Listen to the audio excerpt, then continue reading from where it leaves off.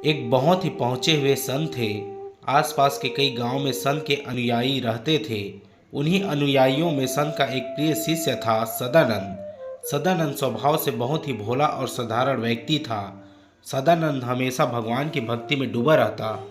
संत हमेशा सदानंद को आश्रम आने और भक्तों को सही मार्ग दिखाने के लिए कहते, लेकिन सदानंद हमेशा घर परिवार का कहकर टाल जाता।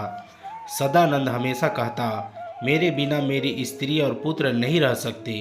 मेरे अलावा उनका कोई सहारा नहीं है। मेरे बिना उनका निर्वाह कैसे होगा। संत हमेशा सदानंद को समझाया करते थे कि यह सब तुम्हारा वहम है। जैसा तुम सोचते हो वैसा बिल्कुल भी नहीं है।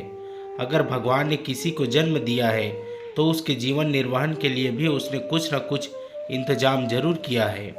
तुम व्यर्थ ही चिंता करते हो। एक दिन जब सदानंद संत के पास सत्संग के लिए गया तो संत ने फिर सदानंद को वही बात समझाई और कहा कि अगर तुम्हें देखना है तो तुम परीक्षा करके देख सकते हो। सदानंद मान गया। संत ने सदानंद को प्राणायाम के द्वारा सांस रोकने की कला सिखा दी। कुछ दिनों बाद जब सदानंद परिवार के साथ नदी में नहाने गया तो वह सांस रोककर नदी के दूसरी ओर निकलकर जंगल में छुप गया और संत के आश्रम पहुंच गया। इधर सदानंद के परिवार वालों ने सदानंद को बहुत ढूंढा, लेकिन सदानंद नदी में कहीं नहीं मिला। सदानंद के परिवार वालों ने यही सोचा कि सदानंद नदी में डूबकर कहीं दूर बह गया होगा। पूरे गांव में शोक की लहर दौड़ पड़ी। सदानंद को जानने पहचानने वालों का सदानंद के घर पर तांता लग गया।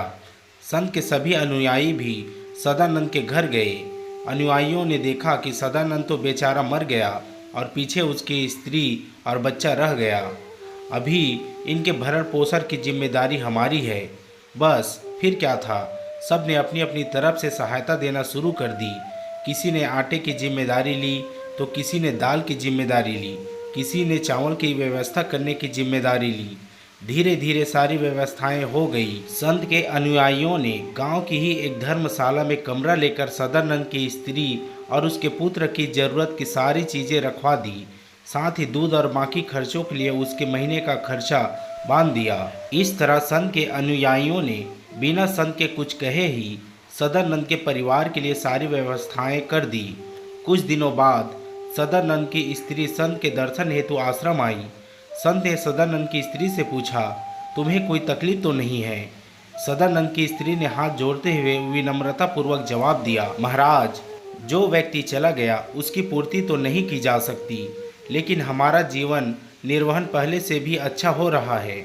संत ने आचार्य से पूछा, पहले से भी अच्छा कैसे। सदानंद की स्त्री ने आदरपूर्वक जवाब देते हुए कहा, महाराज, आपके अनुयायियों ने जरूरत की सभी चीज़ें पहले ही धर्मशाला में रखवा दी है और मेरे जरूरी खर्चों के लिए भी राशि बांध दी है।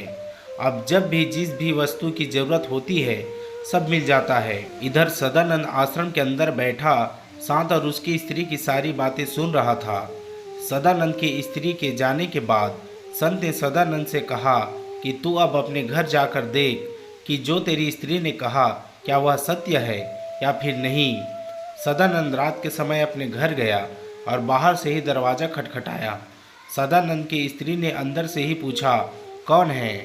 सदानंद बोला, मैं हूँ, तुम्हारा पति, दरवाज़ा खोलो। सदानंद की आवाज़ सुनकर सदानंद की स्त्री ने सोचा कि सदानंद की तो मृत्यु हो चुकी है, यह जरूर सदानंद का भूत होगा।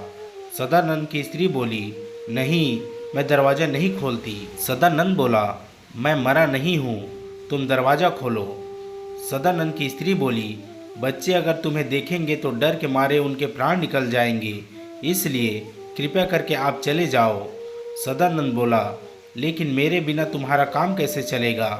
स्त्री बोली, सन के अनुयायियों की कृपा से पहले से भी बढ़िया काम चल रहा है, आप चिंता मत करो, बस आप कृपा करके यहाँ से चले जाओ।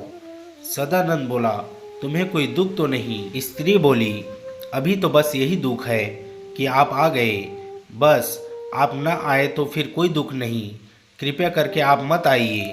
दोस्तों, अक्सर हमारे साथ ऐसा ही होता है, जैसा हम सोचते हैं उसका बिल्कुल विपरीत ही होता है।